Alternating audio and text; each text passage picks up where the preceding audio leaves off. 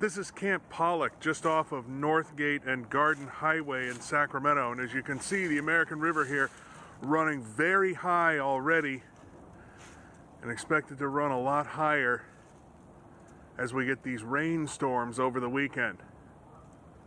So definitely a place you want to avoid. Places like Discovery Park and the Howe and Watt Avenue accesses to the American River are closed right now because of the danger from the high water, with more high water expected. Of course, we will have complete weather coverage for you on News Radio KFPK and at KFPK.com.